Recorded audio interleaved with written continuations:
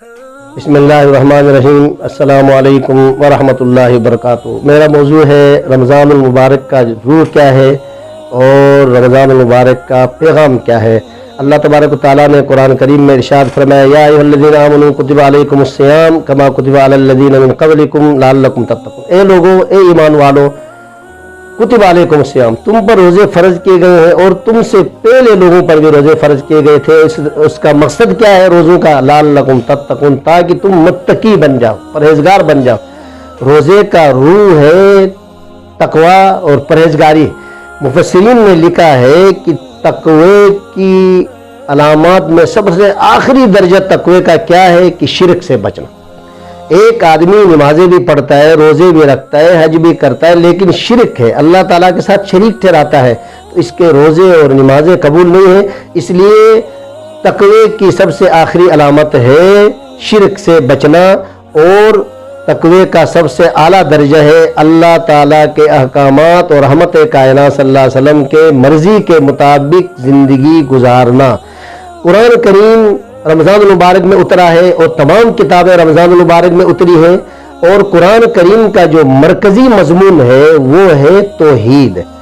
اللہ تعالیٰ پورے قرآن میں اپنی توحید اور اپنی بڑائی بیان فرماتے ہیں، اور اس لیے رمضان المبارک میں قرآن اترا ہے اور قرآن کا مرکزی مضمون توحید ہے۔ اور رمضان المبارک کا پیغام یہ ہے کہ شرک کو چھوڑ دو، بدعت کو چھوڑ دو، اور ایک اللہ سے سب کچھ ہونے کا یقین کرو، اس لیے کہ اللہ تعالیٰ وہ ذات ہے، هو الاول والآخر والظاہر والباطن، هو الاول۔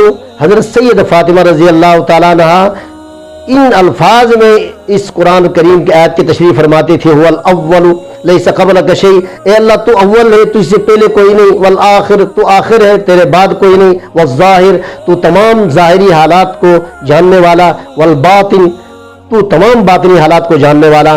لہٰذا قرآن کریم کا مرکزی مضمون ہے سب کچھ کرنے والی ذات اللہ تعالیٰ ہے۔ کائنات میں کوئی پتا ما تسقط من ورقۃ الا یعلمها، کائنات میں کوئی پتا اللہ تعالیٰ کے حکم اور امر کے بغیر ہلتا نہیں ہے۔ یہ پوری کائنات، ہمارا چلنا، ہمارا اٹھنا، ہمارا دیکھنا، یہ اللہ تعالیٰ کے حکم سے ہے۔ اس لیے قرآن کریم کا مرکزی مضمون توحید ہے، اور قرآن کریم اترا ہے رمضان المبارک میں، اور رمضان المبارک کا یہ پیغام ہے کہ شرک اور بدعت کو چھوڑ کر ایک اللہ سے سب کچھ ہونے کا یقین رکھو۔ اللہ ہی سے سب کچھ ہوتا ہے، اللہ تعالیٰ کے علاوہ کسی سے کچھ نہیں ہوتا ہے۔ یہ رمضان المبارک کا روح اور پیغام ہے توحید۔ اس لیے کہ ایک ہے روح اور ایک ہے جسم۔ جسم یہ تو مٹی ہوگا، قیامت کے دن یہ جسم زندہ ہوگا، اور اصل ہے روح، اور انسان کے روح کی جو غذا ہے وہ ہے نیک اعمال۔ شرک سے بچنا، شرک کے ہوتے ہوئے آدمی جنت میں نہیں جا سکتا، اس لیے کہ شرک ایک بدبو ہے، جو اللہ تعالیٰ نے قرآن کریم میں فرمایا انما المشرکون نجس، مشرک پلیت ہے، ناپاک ہے، ناپاکی کے ساتھ وہ جنت میں نہیں جا سکتا ہے، وہ جہنم میں جائے گا۔ اس لیے رمضان المبارک کا پہلا پیغام یہ ہے کہ اپنے آپ کو شرک سے بچاؤ اور موحد بنو، اور سب کچھ اللہ تعالیٰ سے ہونے کا یقین رکھو، اور قرآن و سنت کے مطابق زندگی گزارو۔ امام ابو حنیفہ رحمہ اللہ نے ارشاد فرمایا کہ اگر میری بات قرآن و سنت کے مطابق ہو تو لو، قرآن و سنت کے مطابق نہ ہو تو دیوار پہ مارو۔ یہ ایسا عظیم جملہ ارشاد فرمایا، یہ سبق ہے ہم سب کے لیے کہ ہم نے اپنا سب کچھ قرآن و سنت کے مطابق دیکھنا ہے۔ اگر قرآن و سنت کے مطابق ہے تو ٹھیک ہے، نہیں ہے تو اس کو دیوار پہ مارنا ہے۔ تو پہلا مضمون قرآن کریم کا مرکزی مضمون توحید ہے، اور رمضان المبارک کا پیغام ہے شرک سے بچنا اور توحید اختیار کرنا۔ اور دوسرا پیغام رمضان المبارک کا ہے صبر، شکر، کہ جس طرح رمضان المبارک میں ہم روزے رکھ کے پیاس لگی، بھوک لگی، صبر کرتے ہیں افطار تک، اسی طرح رمضان المبارک کا روح اور پیغام یہ ہے کہ پوری زندگی دین کے معاملات میں تمہیں تکلیف آئے، مشقت آئے، صبر کرنا ہے، اور تمہیں کوئی خوشی ملے اس پر اللہ تعالیٰ کا شکر ادا کرنا ہے۔ رحمت کائنات صلی اللہ علیہ وسلم نے ارشاد فرمایا، مومن کا معاملہ عجیب ہے، جب کوئی مشکل پیش آتی ہے، پریشانی ہوتی ہے، بیماری ہوتی ہے، وہ صبر کرتا ہے۔ مومن کہتا ہے جو کچھ ہوئے یہ اللہ تعالیٰ کی طرف سے ہے، اور میں اللہ تعالیٰ کے فیصلے ہونے پر راضی ہوں، اس صبر کرنے پر اس کو اجر ملتا ہے۔ اور اگر کوئی خوشی ملے، کوئی اس کو جو ہے عہدہ ملتا ہے، کوئی اچھائی ملتی ہے، اس پر شکر کرتا ہے، اس شکر کرنے پر بھی اس کو اجر ہے۔ اللہ تعالیٰ فرماتے ہیں وَلَئِن شَكَرْتُمْ لَأَزِيدَنَّكُمْ، میرے بندے میرے نعمتوں کا شکر ادا کرتے ہیں تو میں اس کو بڑھاتا رہتا ہوں، اور اگر میرے بندے ناشکری کرتے ہیں تو نعمت بھی چھین لیتا ہوں اور عذاب بھی نازل کرتا ہوں۔ پوری امت کے لیے اور بندوں کے لیے یہ پیغام ہے کہ کبھی اللہ تعالیٰ کی نعمتوں کی ناشکری نہیں کرنا ہے، جو کچھ اللہ نے دیا ہے شکر ادا کرنا چاہے۔ دوسرا پیغام اور روح صبر اور شکر ہے۔ تیسرا پیغام مخلوق خدا کے ساتھ ہمدردی۔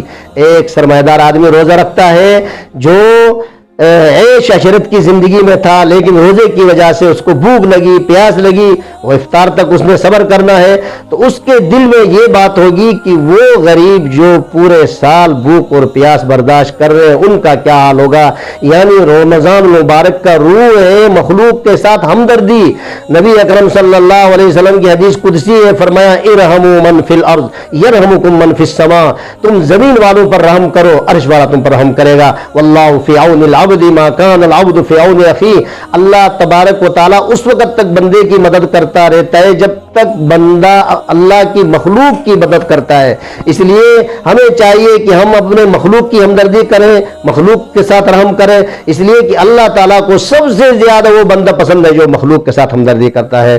اور چوتھا پیغام خواہشات کو چھوڑنا۔ جس طرح رمضان المبارک میں کھانے پینے کی خواہش، نفسانی خواہش کو برداشت کرتا ہے، روزہ یہ پیغام دے رہا ہے کہ ساری زندگی اپنی نفسانی خواہشات اور اپنے خواہشات کو اللہ کے قرآن و سنت کے تابع کرنا ہے، اور اپنے جذبات کو، غصے کو قابو کرنا، خواہشات کو قابو کرنا، یہ پیغام۔